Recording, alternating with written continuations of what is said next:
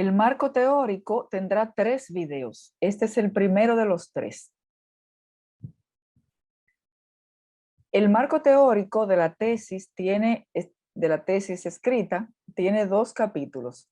Un capítulo en el que hablo de la lengua de señas dominicana, su descripción, hablo sobre el bilingüismo y la situación de los padres en esta realidad lingüística, en el bilingüismo.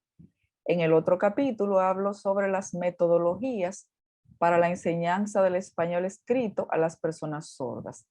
En el capítulo 1, en el que hablo sobre la caracterización de la lengua de señas, el bilingüismo y los aportes de las neurociencias, me baso en muchos autores. Aquí solo pongo algunos de los más relevantes por una situación de espacio. Estos autores son fundacionales. Eso significa que fueron o los que crearon la lingüística de la lengua de señas o los que crearon o pusieron las bases de la lingüística general. ¿Qué es la ciencia que nos sirve a nosotros para poder estudiar todas las lenguas, incluyendo la lengua de señas? Dentro de esos autores es muy importante reconocer a Saussure, Chomsky, Martinet, Stocky. Stocky fue quien creó la lingüística de la lengua de señas. Él es de los Estados Unidos y eso ocurrió en el año 1960. Es importante que lo conozcamos. También está Pinker, Rodríguez, Himes, Mora, Hickok, Benítez y Manes. El capítulo 2, el que trata sobre las metodologías para la enseñanza del español escrito a estudiantes sordos, está basado también en muchísimos autores, pero me gustaría destacar a Cummings, a Fitzgerald, Cáceres, Scliar, Radelli, Beren y otros, y Klaus Kachner. Repito, son muchos más, pero estos son muy importantes para este tema, que es el de las metodologías para la enseñanza del español escrito a estudiantes sordos. Hablemos ahora sobre las características de las lenguas de señas en sentido general. Miren, a las lenguas de señas les pasa un fenómeno que se llama antinomia. Antinomia significa no es aparente, es una real contradicción. Una antinomia es cuando hay dos ideas que están opuestas entre sí, pero cada una de las ideas tú la puedes demostrar, la puedes comprobar. Entonces a las lenguas de señas les pasa eso, tienen antinomias. La primera de esas antinomias que les voy a mencionar es esta: iconicidad y arbitrariedad del signo lingüístico. Es decir, las lenguas de señas al mismo tiempo son icónicas y arbitrarias. Es decir, es como si fueran dos ideas opuestas. Sin embargo, en las lenguas de señas no son opuestas, se dan. O mejor dicho, aunque sean opuestas, se dan. El origen de las señas es esencialmente icónico.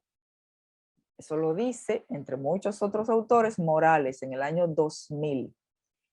¿Qué significa que sea esencialmente icónico?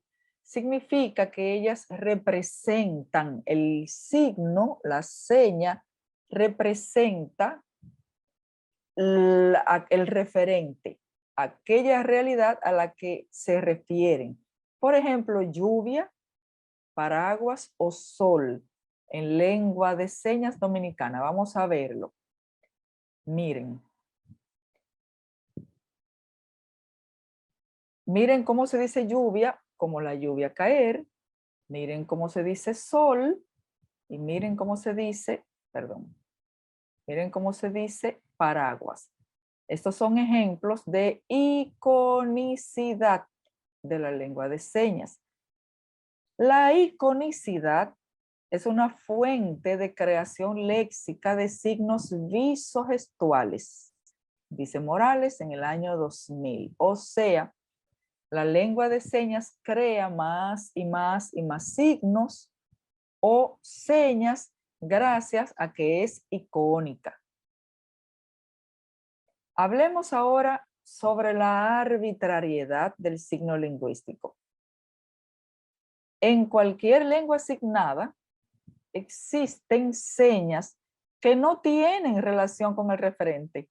O sea, aunque las señas sean icónicas, como lluvia, como sol, como paraguas, hay señas en esta lengua de señas dominicana y en otras que hay signos, que hay señas que no son icónicos, que no tienen relación con aquello a lo que hacen referencia, o que lo tuvieron en un momento, pero que ya perdieron esa relación con el paso de los años.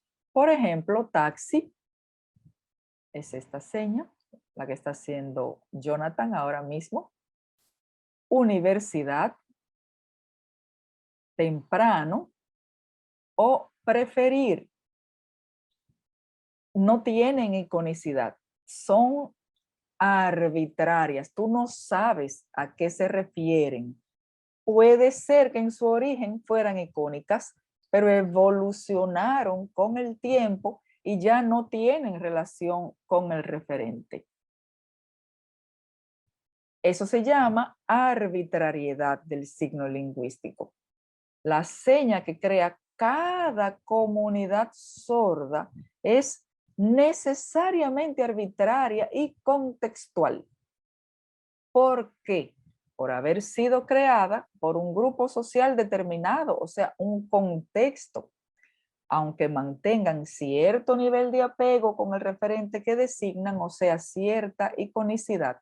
Por ejemplo, vamos a ver los siguientes ejemplos de arbitrariedad del signo lingüístico, es decir, cómo cada comunidad sorda de cada país, aunque la seña haya nacido con un cierto nivel de iconicidad, son arbitrarias. Sí, en cada comunidad sorda se generó de una manera diferente.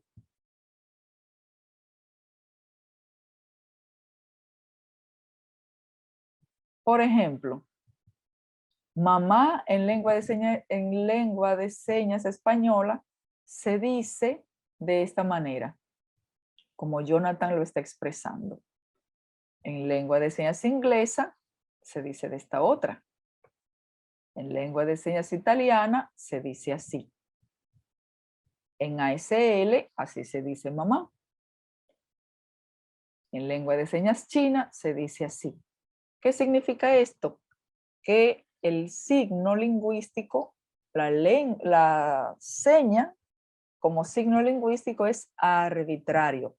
Cada comunidad sorda generó una seña o un signo distinto porque es arbitrario y tiene que ver con el contexto. Como pudo observarse, no siempre existe motivación o relación entre el referente y el signo. De hecho, en ocasiones no hay ninguna motivación o ninguna relación.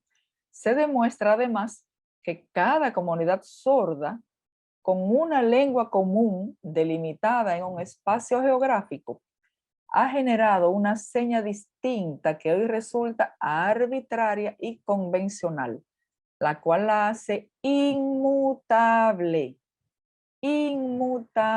de acuerdo con Saussure, dado que una vez establecida una determinada seña, los individuos no la pueden cambiar a su antojo.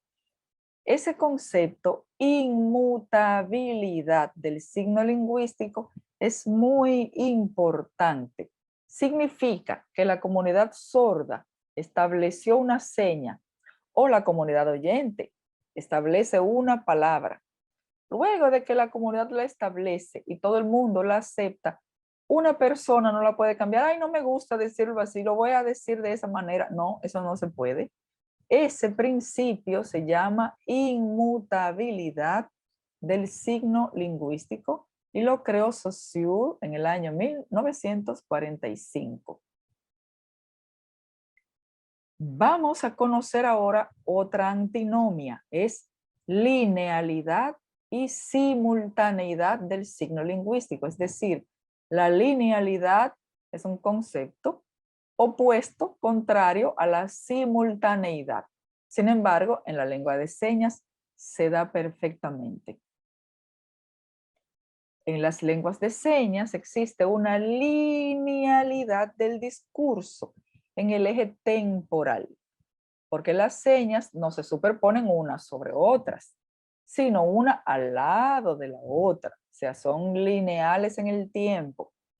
Tampoco lo hacen los dactilemas, o sea, cada representación de las letras en el alfabeto manual se llaman dactilemas. Cada dactilema no se superpone uno sobre otro, sino que están linealmente uno al lado del otro en el eje temporal. Al deletrear una palabra es preciso respetar el orden lineal de los fonemas o letras y los dactilemas que los representan. Por otra parte, los parámetros formativos que componen las señas operan al mismo tiempo, es decir, de manera simultánea en el espacio señante. ¿Cuáles son los parámetros formativos? Son movimiento, lugar, direccionalidad, orientación, forma de la mano y expresiones faciales. Son 6 parámetros formativos. Estos parámetros formativos ocurren de manera simultánea, al mismo tiempo, en el espacio señante o signante. Por eso la lengua de señas es al mismo tiempo lineal y es al mismo tiempo simultánea. Dejamos aquí este video.